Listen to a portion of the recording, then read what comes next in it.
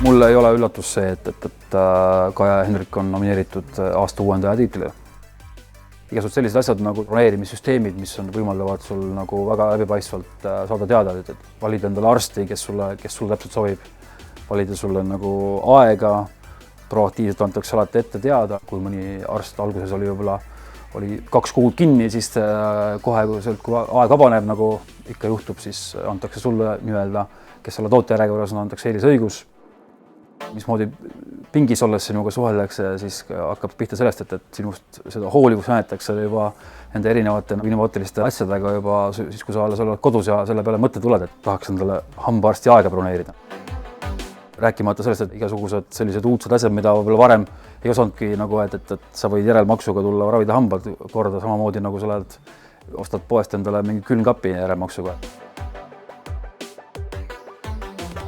Ma olen nende patsient olnud alates sellest, kui Kaja lõpetas kooli ja tegi nii-öelda esimese kabineti endale nagu kesklinna, mis oli niisugune ühetoaline väike kabinet, kus oli üks nii-öelda pink ainult.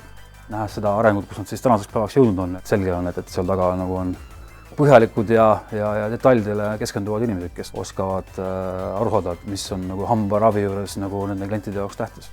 Ja võttes kõrvale neid, mis siin võib-olla turul teisi on, kus nagu varasematel aegadel sai võib-olla proovitud ja millest võib-olla väike mälestus on ka, siis nagu vahe on mäekõrgune. See, mis enne kõike seda, kui sa oled pingi peale istud, enne seda kõik muu on selline, mis nagu kõik ainult aitab kaasa sellele, et sa lähed ainult ärevamaks nagu sellega. Aga siin on kõik tehtud see, et sul sellest hetkest peale, kui sa broneeringu teed, siis sealt pihta hakkab kuni sinnamaani, et sa pikki tuled, siis sa oled juba nagu maha rahunenud.